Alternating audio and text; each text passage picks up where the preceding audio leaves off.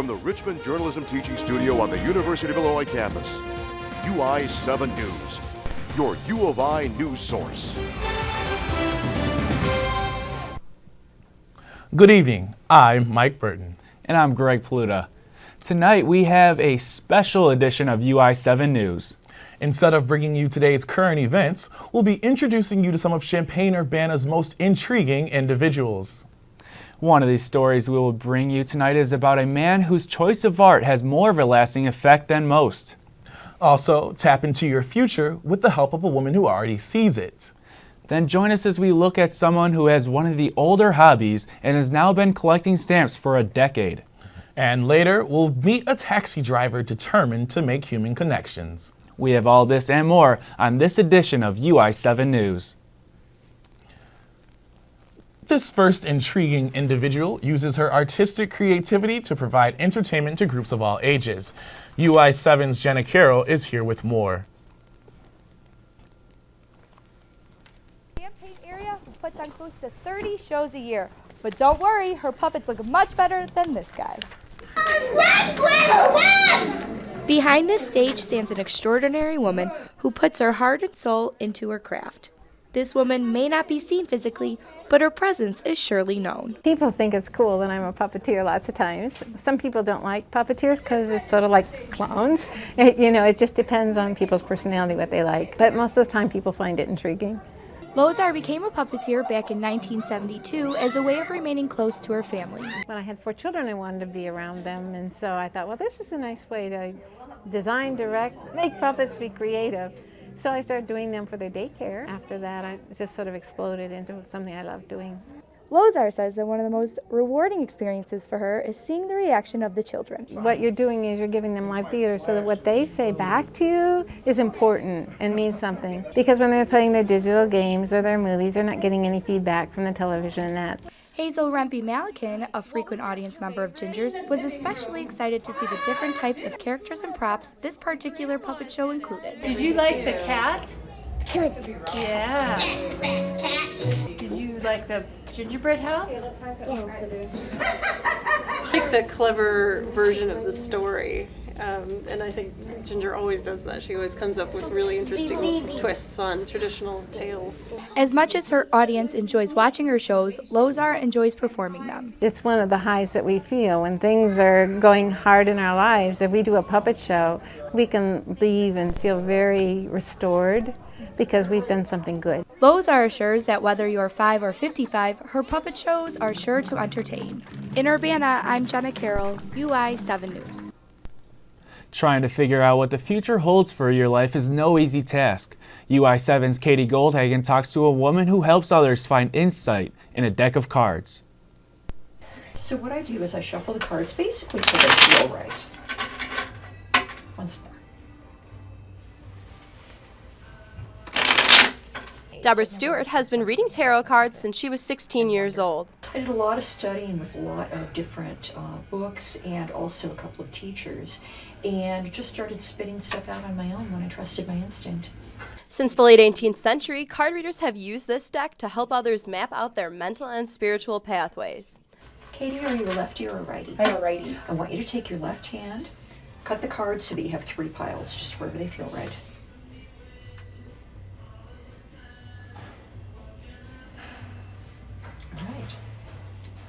See what happens here. We're just going to do a little 3-card spread, a little past, present, future. This is where you've come from. This is where you are. And this is where you're going. Deborah tries to help people by giving them an unbiased third-party opinion on what they may be facing. I'm generally telling people what they already know. What's interesting is what I can pull up without them prompting me. Stewart's brother Matt explains the benefit of having your cards read. A lot of people will come and they're trying to figure out things with their life that they're trying to just figure out. They want to try to move ahead possibly. Tarot is a good way to get a second opinion, to validate feelings that you are having, and to see what the cards to your future hold, which is hopefully love and not death. Despite her intuition and card reading skills, Deborah doesn't consider herself a psychic. People think that, you can read their minds, and I can't find my car keys in the morning. In Champaign, I'm Katie Goldhagen, UI 7 News. They say an artist's greatest accomplishment is the lasting impact their art leaves. Champaign tattoo artist Matt Diana knows this feeling all too well. UI7's Harini Krishnan tells us his story. Matt Diana is an artist, and his medium? Skin. One of the first things I really liked about art was comic books, and I was like, the drawings in these are amazing. I want to draw like this, you know. They told a story with pictures, and it's the same kind of thing. You get into doing a tattoo for somebody, they're telling their own story on their skin. Although Diana didn't exactly find what he was looking for in art school, he says the experiences reflected strongly in his style of work. I really put in a lot of time drawing. Like you see when you're looking at a sketchbook, I draw all the time. I'm a big fan of what they call neo-traditionalism, which is using a lot of older style techniques that were developed in like the 30s, 40s, 50s, but putting a much more modern twist on it.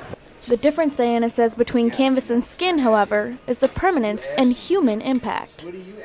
I used to get very nervous when I first started, you know. Obviously you're taking somebody and you're altering their body, so there's a little bit of, you know, pressure on that. At this point I've been doing it so long where it's just kind of second nature. It's just another medium. Diana says one of the more entertaining aspects of his job, however, has to be the weird reactions he gets when he brings out the needle. People cry, throw up, pass out. Despite it all, Diana says the best part of what he does is the smiles and satisfaction his work brings to his clients. One of his clients, Aaron Deck, says he's been coming to him for years. I like the way it's going. I'm really curious to see what direction he's going to go in. Like when we first started it, he told me it was going to be kind of like a more ghostly and haunting and sort of thing. And I'm really looking forward to it. I've just been super impressed by what he's done. From Champaign, Harini Krishnan, UI7 News. One Urbana woman picked up her first needle and thread at age 8. Decades later, there's nothing she can't knit. She's taking over this town one stitch at a time.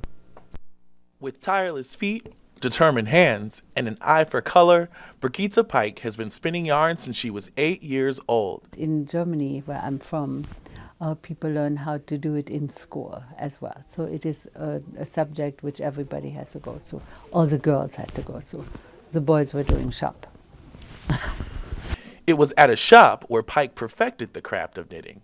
She was living in Washington, D.C. while her husband was on a sabbatical from the University of Illinois. I walked into a knitting shop and I said I wanted to check out the knitting shop. And she said, "Are you looking for a job?" And I said, "Yes, I am." Who knew that she would go from working for a store to owning her own? I took the job and I enjoyed it tremendously. And that's how this happened. When the couple returned to Champaign-Urbana, she opened Close Knit, a yarn store and knitting school. Here at Close Knit, beginners learn how to knit step by step. How many steps, you ask? At least 4. Student Bonnie Banfield says Pike will even walk at your pace. She's very understanding and very compassionate and very gentle. And she gives you a lot of good advice. When it comes to her instructor skill, however, Banfield says it's impossible to match. I saw her go down a row that she had made a mistake on. She did each stitch, took it out down to that row, and then put it back together somehow. And I have no idea how that's possible. Pike seems to disagree. You don't have to be scared. Everybody can learn it. Even you can. You know what, Greg? I have to say it was an absolute pleasure meeting Brigitte Pike. Oh, she seemed super inspirational. She seemed like maybe the nicest woman in the world. You know, and even beyond her amazing personality, just like watching her knit and stitch and just the incredible handwork that goes along with making fabric, it was pretty inspiring. You know, I really liked your story, but I was also a fan of that tattoo story. I always think that's really cool to see, you know, these people that just have so many tattoos. It's like their body is like a canvas for art. I mean, have you seen those people that literally their entire body is made out of tattoos? I don't even know how they take a shower without admiring their bodies. It's crazy. You know, some people actually don't like that, but I think it's pretty cool. It's literally art on your skin. I think that's a really cool thing to see. Art on your skin, yeah. And even the tarot card reader, I was able to connect with that because I was once in a situation where I almost got my cards read, but I backed out because I'm a scaredy cat. Hey, I think everybody wants to figure out their future and what's coming for them. Yeah. Well, Are you a Michael Jordan or a movie fan? Try testing your knowledge with this trivia question while we wait for the break. What movie did not have a signature Air Jordan created specifically for the film? A, Love and Basketball, B, Like Mike, C, He Got Game, or D, Space Jam? We'll be here with the answer coming up right after the break. Candyland and Monopoly can be found in almost every kid's closet. Stay tuned and we'll show why a Champagne man enjoys playing different types of games. And if you think your shoe pile is high, think again. We'll show you a collection that's hard to outsize.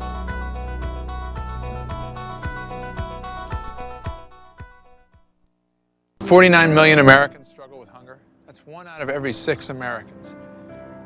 These people are around us every day. They're our friends, they're our coworkers, their kids go to school with our kids. Sometimes we're not even aware that they're struggling. This problem is closer than you think. So is the solution. Play a role in ending hunger. Visit feedingamerica.org/hunger and find your local food bank. Know what? What? Since I got adopted, I've learned a lot about these humans. I know. I mean, check out these two. It's Flirt City over here. Yeah, I noticed that. It looks like my human is definitely into your human. Oh, look! I think she's getting his number. Nice. Your human's got some sweet moves. Takes after his dog. Oh, look, they're doing that thing where they put their arms around each other. She kicked up a leg. It's like in the movies. That's awesome. Looks like we're going to be hanging out a little bit more. Welcome back to Intriguing Individuals. Today we're introducing you to people you should know in our community, including a woman with a passion for athletic shoes. But first, we promise you the answer to our trivia question about Air Jordans. We asked, what movie did not have a signature Air Jordan created specifically for it? The correct answer is Like Mike. You're about to meet a woman in Champaign who can't get enough of Air Jordans. UI7's Max Tane is here to tell us about the sneaker craze that has lasted for almost 30 years. This guy right behind me, no big deal. He played for the Bulls. He wore 23. His last name was Jordan. He changed the game of basketball entirely, and so did his iconic sneaker line. Let's go inside the closet of one of Champaign's most avid Air Jordan collectors. And I was like, man, I got another pair of them, man. And 23 years later, that Spike Lee saying remains the same. It is the shoes, and Rhonda Rice has been collecting Air Jordans for over 10 years, and these are only the shoes that fit in her bedroom. Since their release in 1985, Air Jordans have been a top priority for sneaker collectors. Rice says it's all about one word: exclusivity. When people see the shoes on your feet, they be like, where you get those from? Can you still get those? No, you can't get those. So you feel like honored just to be wearing his shoes. Even with all the new technology shoe companies are integrating in their new sneakers for performance, the tradition and style of Air Jordans are why several professional and college players opt for the kicks worn by Jordan himself. Rice says there is quite the special social bond between the people that can't get enough of Air Jordans. Jordan brings a lot of people together, different race, different cultures, different everything. But at the same time, they also have to give that demand. The demand is high for Jordans. These Bread 11s right here were released in December last year, only lasted on Nike.com for 30 minutes and made websites like Foot Locker and Finish Line crash. Air Jordans at retail price are hard to get their hands on. There have even been stories of people being robbed, shot, and killed just for their sneakers. Sarah McGee is the assistant manager at Prime Sole and talks about how a Jordan release day is unlike any other. There's a line around the block. There's no room to even park in the parking lot. Everybody is like, just buzzing around, and it's just very exciting. As for Rice, she's lost track of how many sneakers are in her collection. However, she does donate shoes in her collection to the Champaign School District regularly. Said Rice, if I can be blessed with it, I can give it back. In Champaign, I'm Max Tane, UI7 News. A Champaign-Urbana resident's stamp hobby is more extensive than most collections, but he's only been gathering postmarked material for a decade. UI7's Matt Maniscalco reports on how this U.S. immigrant has taken his hobby to new heights. East Germany censored some stamps that it considered ideologically unacceptable. Alexander Kolchinsky is a stamp collector who doesn't primarily collect stamps. The Russian-born molecular biologist focuses his hobby on historical mail and postcards that have stamps on them. It was censored in Russia, Then it was censored by Austro-Hungarian censor. Even though he has over 1,000 pieces in his collection, Kolchinsky says his hobby is something far greater than merely a monetary investment. Some items in my collection I bought for a few dollars, but because these are covers that were sent by some individuals to another individuals, they're completely unique. While he doesn't look at his collection every day, the Champaign-Urbana Stamp Club member says that he's found other ways to interact with his hobby on a daily basis. My collection actually stimulated me in doing more research, and I'm writing about some issues in history for academic publications. Chuck Cooper has been part of the local stamp club since the late 1960s. Cooper says that Kolchinsky's writing derives from his past. I think it is a reflection of his own history, his interest in Russian history.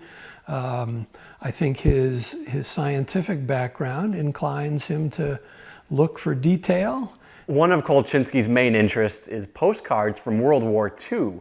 And right here we have a postcard sent from the blockaded Leningrad in 1943 during World War II. In Champaign, I'm Matt Maniscalco, UI7 News. Most people think of playing a card game as casual fun. There's one man in Champaign, however, that takes gaming to the next level.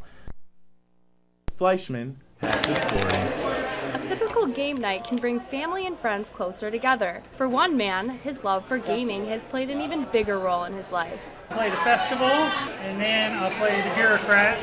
Local gamer Kevin Homan has been spending much of his time learning, competing, and teaching others for 3 to 4 years. Dominion is one of many games that Homan finds himself spending much of his time playing. These games are difficult to learn and stick with, setting it apart from a typical game that most people find in their closet. For the games we play, you really do need to be an avid gamer, just because they take a little while to learn. The first time you play a game, it might take an hour or 2 hours just to learn it. If it wasn't for one man to bring this group together, Homan wouldn't have a community to share his passion with. Yes!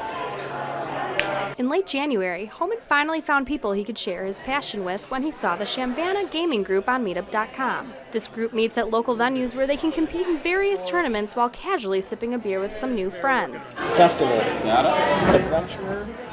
Local gamer and group organizer Eric Fahn says Homan's love for these games reflect the group's growth immensely. He's been to every single meetup. He's been pretty awesome at teaching other people how to play, and if he wasn't here, then it would not be good for the group probably. Fahn says Homan is one of a kind in that his knowledge about so many unique games expands beyond the normal gamer.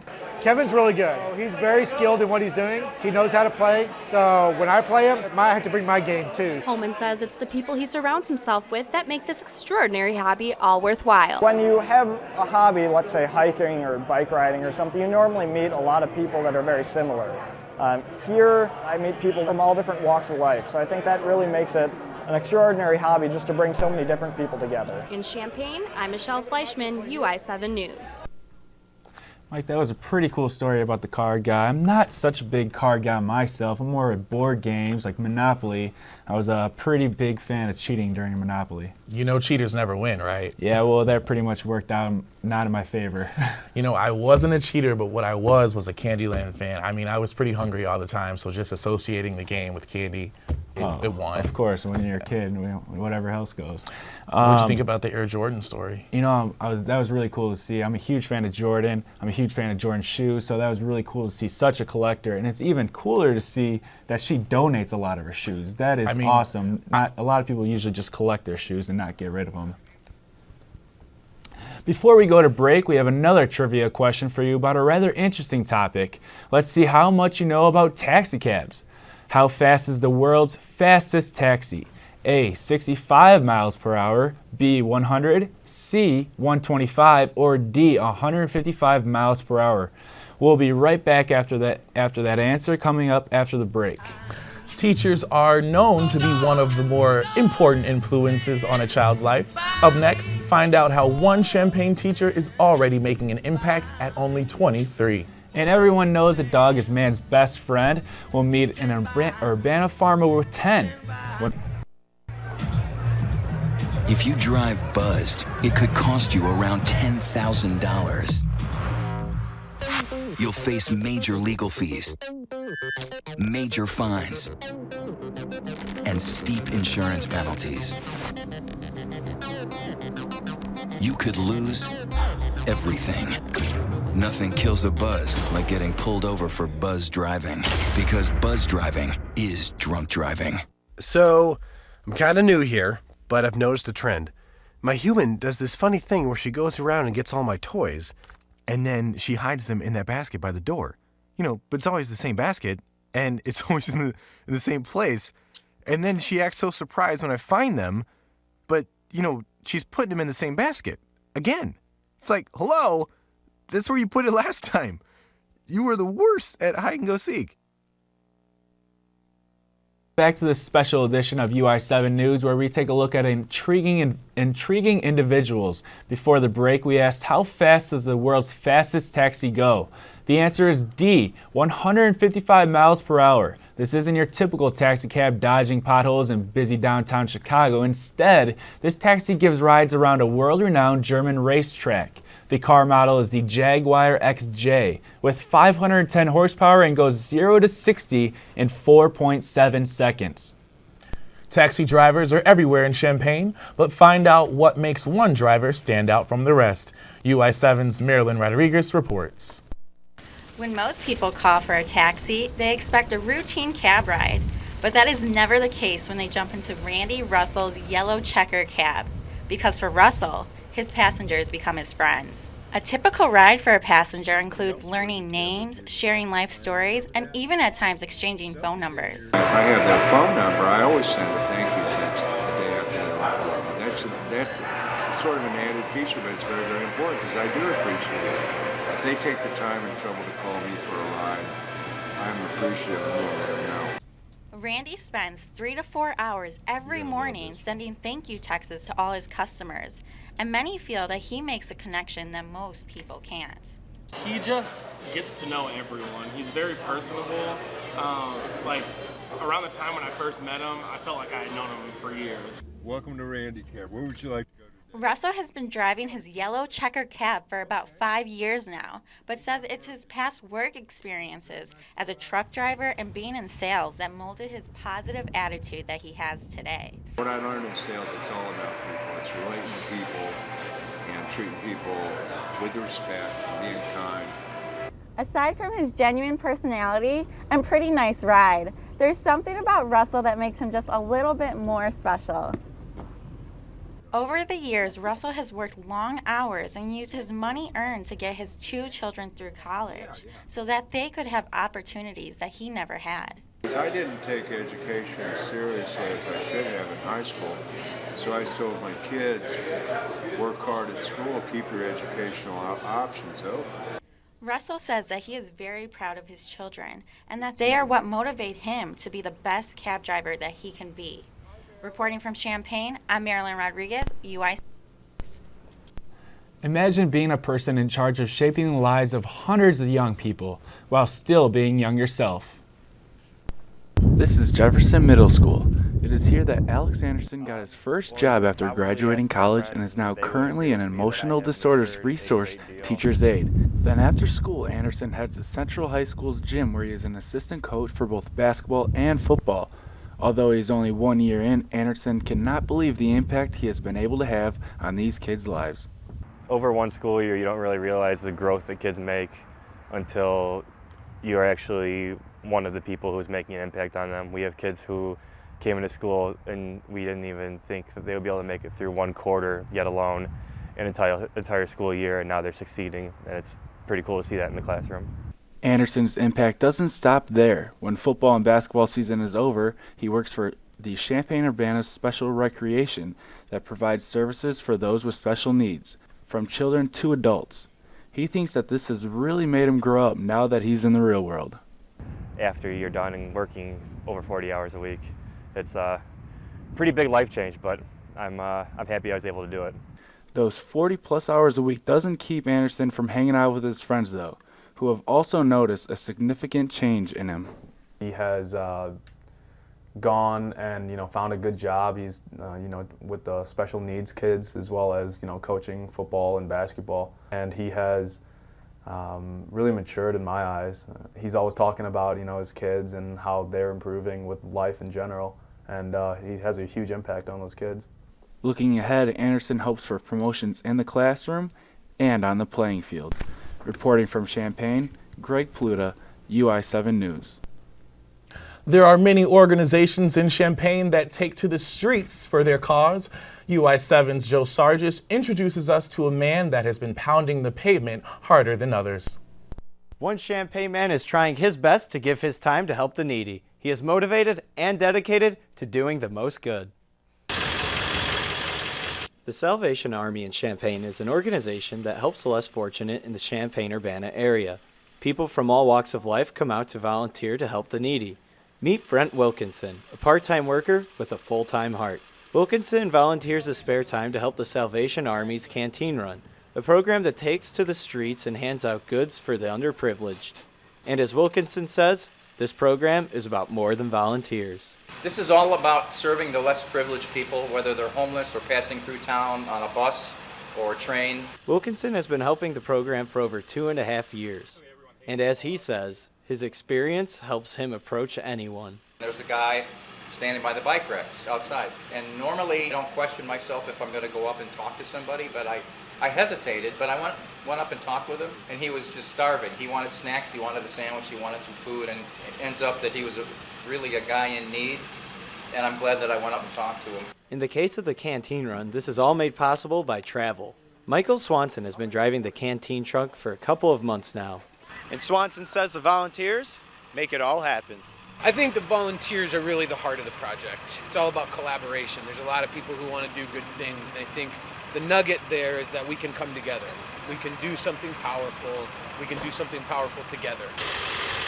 And as Wilkinson says, he's seen it all, but won't stop. I've seen a lot of highs, I've seen a lot of lows, but I keep coming back because it's necessary.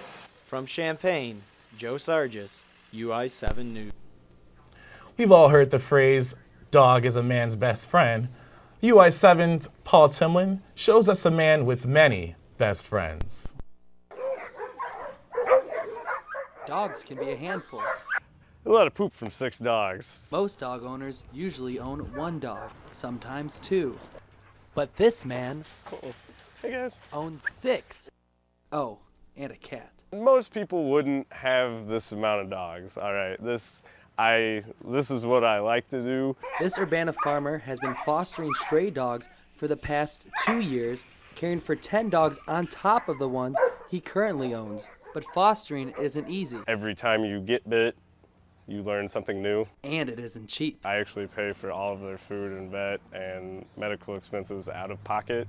But this is his calling. What I want to do with my life, I get the most satisfaction out of finding homes for each and every one of these dogs. And honestly, it's what makes me happy. We know that having a caring, loving owner makes the dogs happy too. But not all dogs come to Vogel's care ready to be loved. When some of these dogs first arrive here, they have a bit of behavioral issues. But after just a short period of time, they become well-trained and they're man's best friend again. To correct behavioral issues, Vogel uses submission and isolation after the problematic dogs are ready to play nice with the others. After about 2 months, these dogs are trained and ready for adoption. Joanne Chester adopted her dog Lily 3 years ago. She couldn't imagine life without her. Lily's a member of my family, our family, and just like having another child. And I bet Lily is just as happy to be a part of that family, because all dogs need one. In Urbana, I'm Paul Timlin, UI7 News. Wow, he is always right. Dogs are man's best friend. And unfortunately, I've never had that experience Oh, because my no. mom wouldn't let us have dogs on the house. Oh no, that's unfortunate. Luckily I've had 3, and it's a tough time. Whenever you leave the house and you have to go say bye to the little guy, it's Must tough. be hard. Yeah, I'm gonna try and foster some dogs when I grow up. Right. And that's it for our special today on UI7 News of intriguing individuals. Thanks for joining us. We'll be back next week with more sports, news, and weather. When the road looks rough ahead and you're miles and miles from your nice warm bed, you just remember what your old past said. Boy, you got a friend in me. Yeah, you got